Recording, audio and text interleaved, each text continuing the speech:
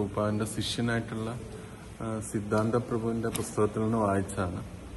Volume 1 ഉള്ളൊരു കാര്യമാണ്. അപ്പം അതിൽ തമാൽ കൃഷ്ണ ഗോസ്വാമി മഹാരാജ് പറയുന്നൊരു പോയിന്റാണ്. ഒരു വേളയിൽ തമാൽ കൃഷ്ണ ഗോസ്വാമി മഹാരാജും പ്രഭുപാദും ഇരിക്കുന്ന സമയത്ത് പ്രഭുപാദിൻ്റെ മകനായിട്ടുള്ള വൃന്ദാവൻ ചന്ദ്രദാസ് അവിടെ വന്നിട്ടുണ്ടായിരുന്നു.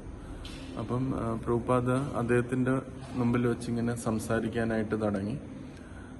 എന്നിട്ട് പെട്ടെന്ന് പ്രഭുപാദ് ഇങ്ങനെ പറഞ്ഞു, നിന്റെ അമ്മ, പ്രഭുപാദിൻ്റെ വൈഫ്, ഫോമർ ഗൃഹസ്ഥ സമയത്തുള്ള, അപ്പം അമ്മയെക്കുറിച്ച് പറഞ്ഞിട്ട് അവർ വളരെ നല്ലൊരു സ്ത്രീയായിരുന്നു, വളരെ പതിവ്രതയായ സ്ത്രീയായിരുന്നു. അതുപോലുള്ളൊരു വ്യക്തിയെ ആർക്കും ഭാര്യയായിട്ട് കിട്ടത്തില്ല, അങ്ങനെ പ്രഭുപാദ് പറഞ്ഞിട്ട്, ബട്ട് ഇറ്റ് വാസ് മീ എന്ന് പറഞ്ഞു. പക്ഷെ ഞാനാണ് അവരെ വിട്ടുപോയത് എന്നിങ്ങനെ പറഞ്ഞിട്ട് പ്രഭുപാദ് കരയാനായിട്ട് തുടങ്ങി.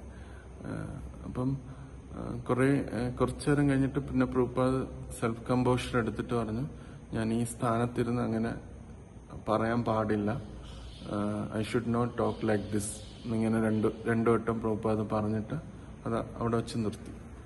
അപ്പം തമാൽ കൃഷ്ണ മഹാരാജ് ഈ ഒരു പോയിന്റ് മനസ്സിലാക്കി അദ്ദേഹം തന്റെ സാക്ഷാത്കാരം പറയാണ്.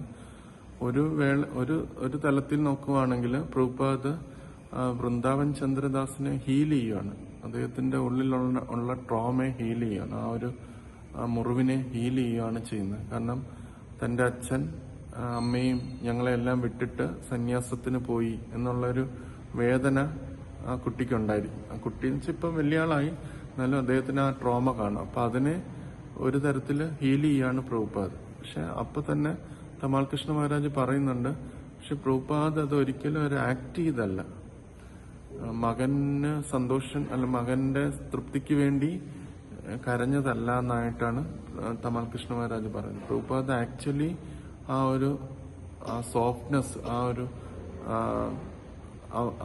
വ്യക്തികളോടുള്ള ആ ഒരു കരുണ, അല്ലെങ്കിൽ ആ ഒരു എന്താ പറയാ, ഒരു മൃദുത്വം അത് ഉണ്ട് എന്ന് തമാൽ കൃഷ്ണ മഹാരാജ് പറയാണ്. യഥാർത്ഥത്തില് പ്രഭുപാദിന്റെ വൈഫ് എല്ലാ തരത്തിലും പ്രഭുപാദിന്റെ സ്പിരിച്വൽ ലൈഫിനെ ഡിസ്കറേജ് ചെയ്യുകയാണ് ചെയ്തിട്ടുള്ളത്. പക്ഷെ എന്നാൽ പോലും ഓരോ ജീവജാലങ്ങളോടും ഒരു ഭക്തന് ആ കരുണ എപ്പോഴും ഉണ്ട് എന്നുള്ളത് തമാൽ കൃഷ്ണ മഹാരാജന് അവിടെ മനസ്സിലായി എന്ന് മഹാരാജ് പറയാണ്. അത് ഭഗവാന്റെ സേവനത്തിന് വേണ്ടി എക്സ്റ്റേണലി ഡിറ്റാച്ച്ഡ് ആവുകയാണെങ്കിലും തനിക്ക് ചുറ്റുമുള്ള എല്ലാ ജീവജാലങ്ങളോടും ആ സ്നേഹവും കരുണയും എപ്പോഴും ഒരു ഭക്തന്റെ ഹൃദയത്തിലുണ്ട് എന്ന് തനിക്ക് അവിടെ വെച്ച്, അത് വളരെ റെയർ ആയിട്ടാണ് പ്രഭുപാദ് അങ്ങനെ ഒരു തന്റെ ഒഫീഷ്യൽ പൊസിഷനിൽ നിന്ന് മാറി ആ ഒരു വികാരം പ്രകടിപ്പിക്കുന്നത്. അത് അന്നാണ് അദ്ദേഹം ആദ്യമായിട്ട് അത് കണ്ടതെന്ന് തമാൽ കൃഷ്ണ മഹാരാജ് പറയാണ്. പക്ഷെ അത് ഈ ഒരു പോയിന്റ് അദ്ദേഹത്തിന് ആ ഒരു ഇൻസ്റ്റൻസിൽ മനസ്സിലായി എന്ന് തമാൽ കൃഷ്ണ മഹാരാജ് പറഞ്ഞു.